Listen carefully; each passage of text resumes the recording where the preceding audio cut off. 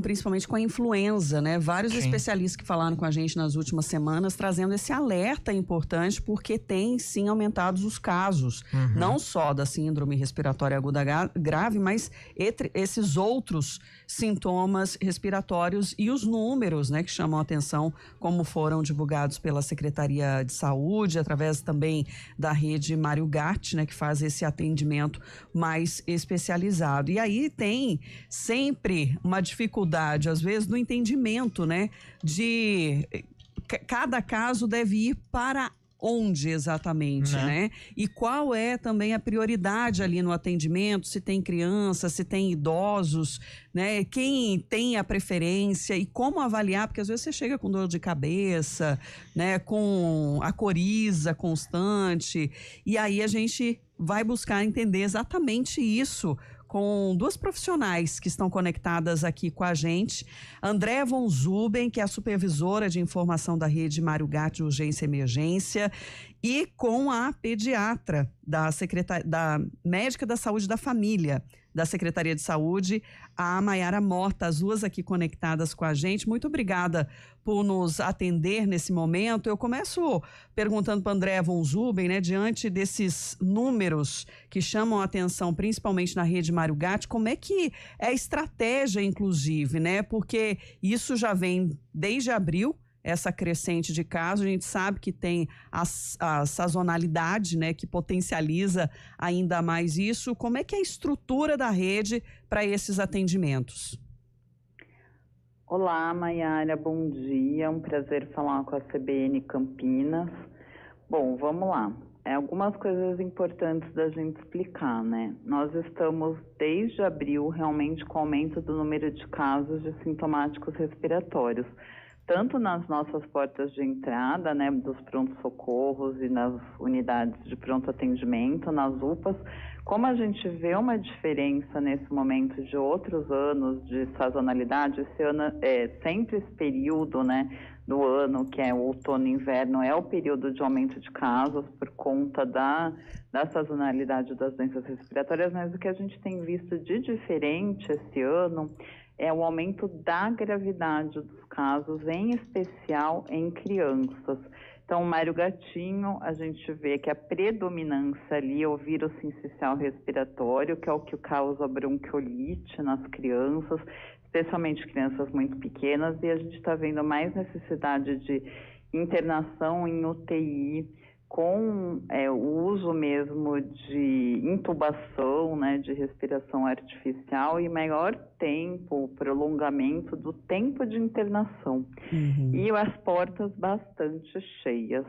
No caso de adultos, a gente tem uma predominância do vírus da influenza A, que inclusive tem vacina, né, que se as pessoas estivessem se vacinando, a gente teria esse tipo de aumento de casos e nem a gravidade. A gente tem visto também bastante casos em idosos. Essa última semana diminuiu um pouco gravidade em adulto, menos gente internada, mas no geral a gente está com o número de casos bastante grande, continua aumentando, em especial em crianças. André, então, explicando aí dessa gravidade que chega até a rede Mário Gatti. E a Mayara Mota, então, que é a médica da saúde da família, também aqui com a gente, para explicar dos atendimentos ambulatoriais, né, nas unidades de saúde também, que depois precisam dar esse direcionamento, né, Mayara? Como é que está na rede? O que você também tem percebido? Sim, bom dia. Bom dia. Bom dia, Andréia, que é minha professora do mestrado, então muito legal também estar aqui falando. Mas acho que tem todo esse contexto dos casos mais graves, igual a Andréia falou, mas o que a gente tem percebido e até, né, no conviver com as pessoas é que tem muita gente resfriada, gripada, e a gente tem que dar maior atenção para os pacientes que têm maior gravidade ou que têm alguma comorbidade. E é isso que a gente está tentando orientar nas unidades básicas de saúde, né? Tentando priorizar os casos mais graves, esses que a gente vai ter que ou encaminhar ou dar um atendimento mais específico, e os casos leves a gente está, né, dando as orientações.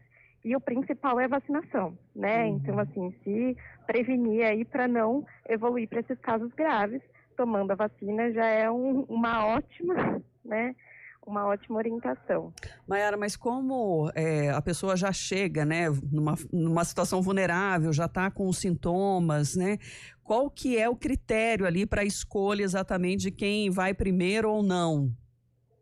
Na verdade, no centro de saúde, né, nas unidades básicas, é um pouco diferente de quando a gente está, né, num ambiente mais hospitalar e na atenção secundária, terciária, mas na atenção primária, a gente tem os pacientes prioritários, que seriam os idosos e as crianças, e a gente faz ali um acolhimento, onde vê os sinais vitais e dependendo da gravidade que a gente vê ali, uma frequência respiratória mais alta, uma febre que está mais persistente, um paciente que a gente avaliou ali que tem uma maior gravidade, a gente já aciona a equipe de uma forma mais rápida, né?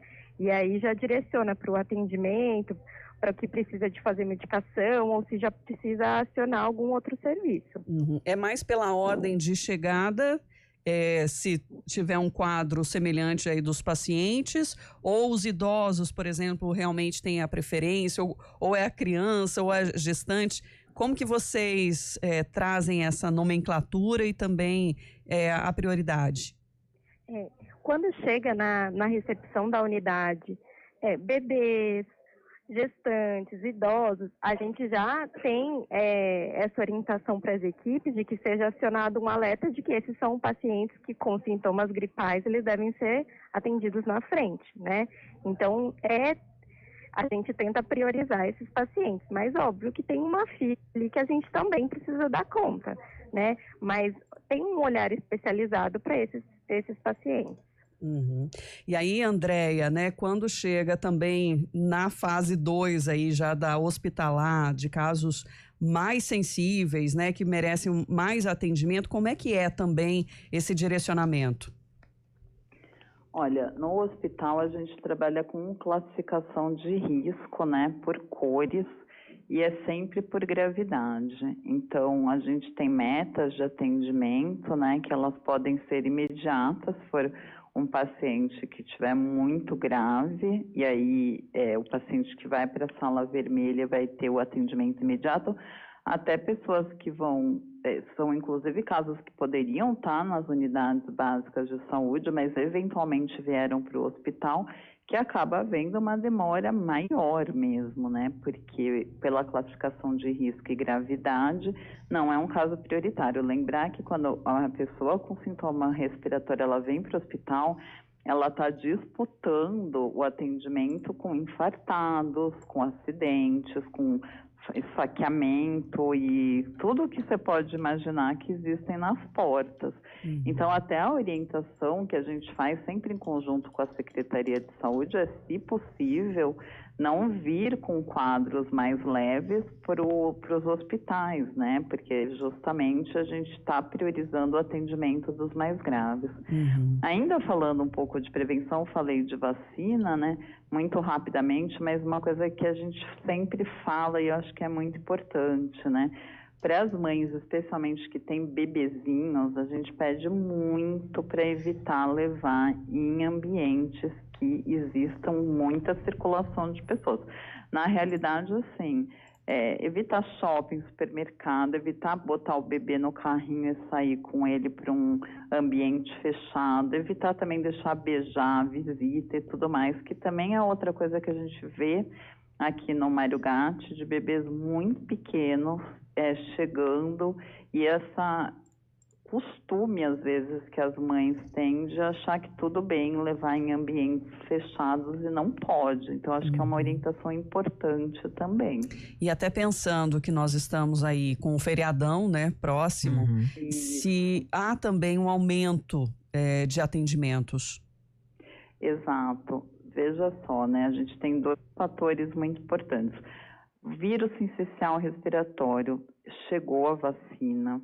Existe uma vacina que foi aprovada, mas ela ainda não entrou no SUS. Então, a gente não tem instrumento. O nosso único instrumento é uma lavagem adequada de mãos e, como a gente fala, né, lembrando lá da pandemia, a etiqueta respiratória, pessoas resfriadas com gripe não sair de casa, usar máscara e deixar os bebezinhos em casa. É uma arma. A segunda arma importante é a vacinação.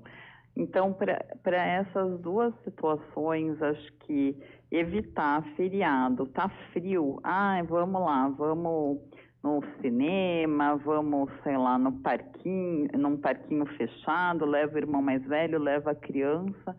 Então, a gente tem falado, evitem, porque a gente está realmente com os hospitais muito lotados e o fato de chegar mais gente, pode haver muita demora no atendimento. Lembrar que a gente está num ano de maior gravidade da bronquiolite. Então, é muito importante que a gente pense nisso aí, principalmente quem tem bebê em casa. E, Maiara, pensando na rede básica aí, tem algum atendimento diferenciado previsto também para esse feriado? Nesse feriado a gente tem Só um minuto. Na sexta-feira as unidades vão funcionar. A gente vai funcionar na sexta-feira com a equipe mínima nas unidades, desculpa. Então tem, apesar de ser ponto facultativo, né? Nessa sexta-feira, pensando aí no serviço público, então os centros de saúde de Campinas vão funcionar normalmente. Na sexta-feira com a equipe mínima, isso. A gente tem uma escala de profissionais que vão estar para esses atendimentos, né? Atendimentos mais agudos, assim. E aí no sábado, as unidades que já costumam abrir vão funcionar normalmente. Vão funcionar normalmente. E exatamente pensando nesse acolhimento e da alta demanda desse momento, né? Sim, sim. Quero agradecer imensamente a participação aqui dessas duas profissionais, a Maiara Mota, médica da saúde da família, da Secretaria de Saúde de Campinas, assim como a Andréa von Zuben, que é a supervisora de informações da rede Mário Gatti. Muito obrigada por nos atender e tirar nossas dúvidas. Eu que agradeço, um bom dia a você, Sandra, e a todos os ouvintes. Obrigada, Andréia. Obrigada. Obrigada também a Maiara. 10h27.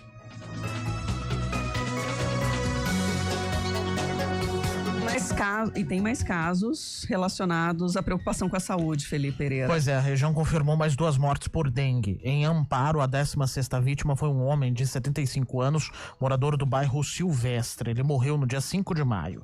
A cidade soma 7.064 casos confirmados da doença em 2025. Itapira também confirmou a primeira morte por dengue nesse ano. A vítima era um homem de 74 anos com doenças pré-existentes. Ele morreu no dia 13 de abril. O município tem 635 casos confirmados. Com esses registros, a região de Campinas soma 177 mortes por dengue em 27 cidades. A Americana é a que tem o maior número, 28 pessoas morreram. Santa Bárbara do Oeste já registrou 25 mortes. Em Mogi Guaçu, 20 pessoas já perderam a vida por causa da doença.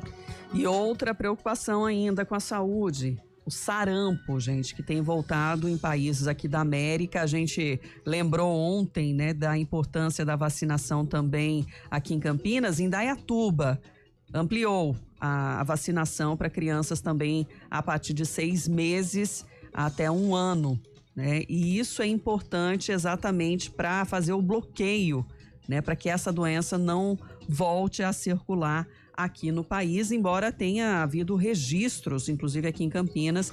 Morte é mais difícil. Morte foi em 1997.